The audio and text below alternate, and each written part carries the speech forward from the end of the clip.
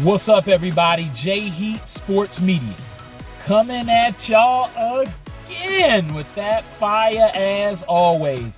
Spitting the hot topics and getting the sports conversation started. Y'all know what I'm talking about. Football, basketball, and boxing. Let's get into it.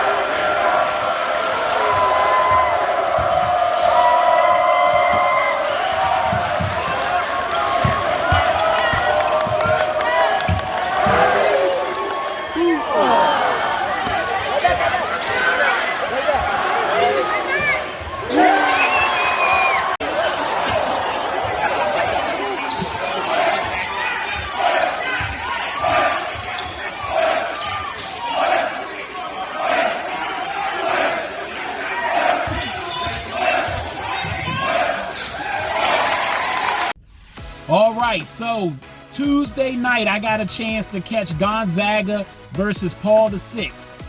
Local high school basketball action. And it was some serious action. Both these teams, according to Max Preps, is two of the top 10 teams in the nation. Paul VI ranked number 2 in the nation, while Gonzaga sitting at number 7. That was as of January 23rd, which is going into that game. And it was sold out due to that fact that those two teams were so highly touted in the local area and in the nation as well. Gonzaga's got some guys that'll be going to Division I. Paul VI, their starting 5 got guys going to Division I programs, and guys on the bench also looking to get into some mid-major programs and maybe some Division I schools as well. So it was definitely a game to be at, and thank goodness for my media credentials that I was even able to get into the game, because like I said, it was sold out, no question, and they were definitely turning the people away at the door. Hour and a half before the game was starting, they were turning people away. Really, 2 hours before, according to the people I spoke to. It was sold out before the freshman game even occurred, which was at 4 o'clock. The actual game time was 7:30 for the varsity game. Gonzaga, they came to play. They brought their fans with them too. They had a section of guys that were cheering on the Gonzaga men's basketball team that wasn't playing no games. They were loud, they was proud, and they were supporting their Gonzaga men's basketball team. And at times, they was as loud or louder than the Paul VI crowd, which was more of them. They had a good turnout too. But like I said, Gonzaga, they came for a war. They was ready to ball. And the game, if you watch the game, it ended with Paul VI having a pretty sizable lead, around 20 points.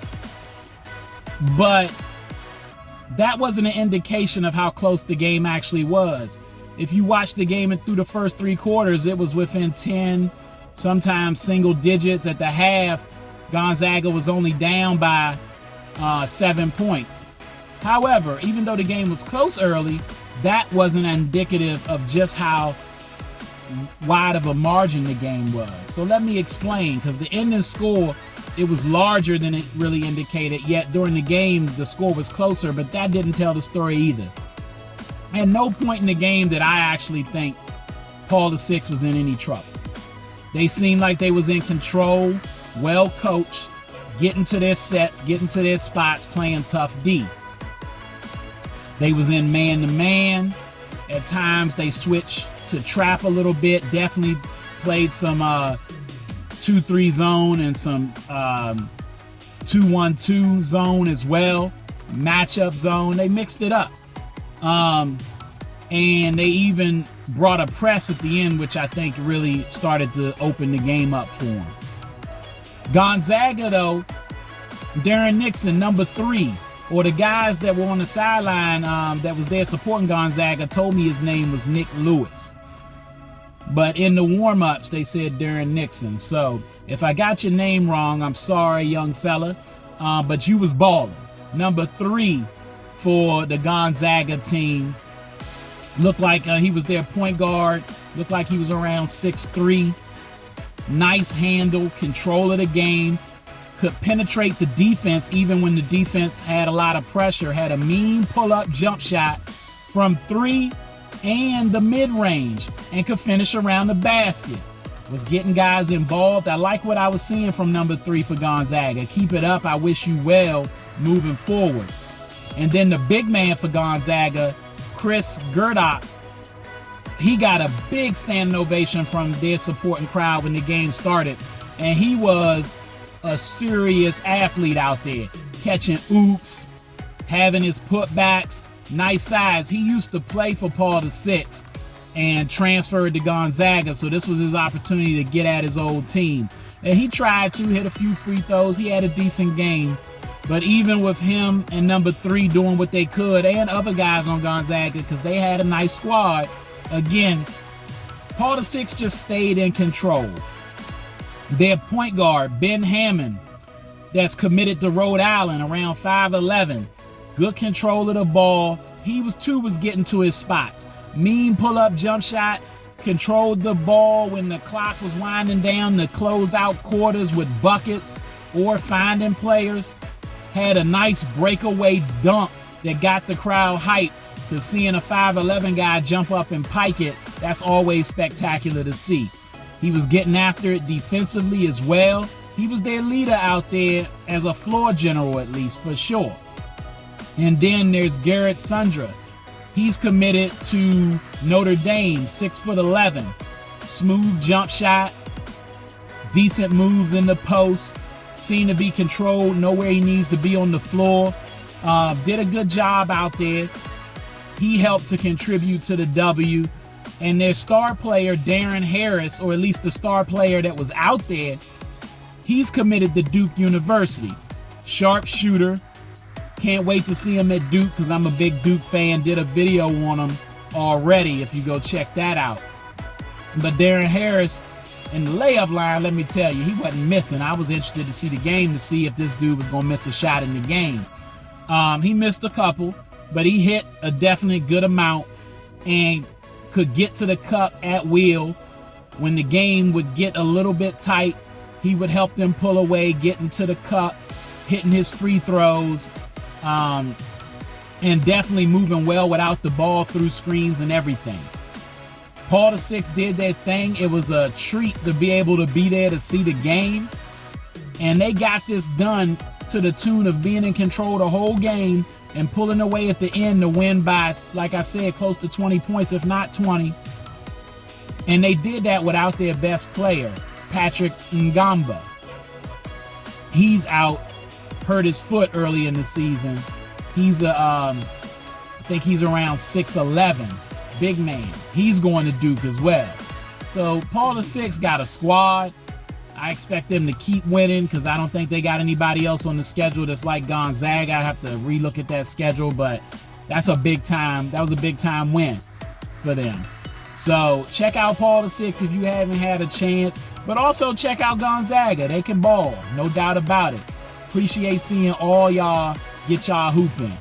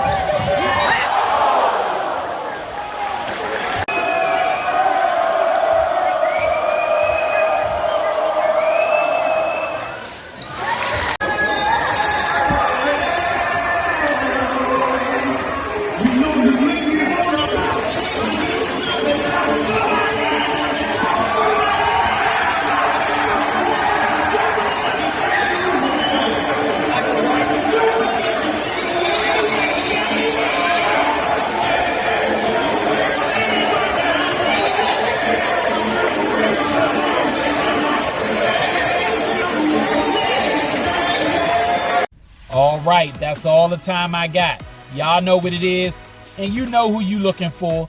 J Heat Sports Media. Remember to like, subscribe, or get at me in the comments. Let's go back and forth. Let's talk about it. Y'all know where to find me. YouTube, Instagram, X, and TikTok. Also, if you got Facebook, get at me, get in that group, J Heat Sports Media.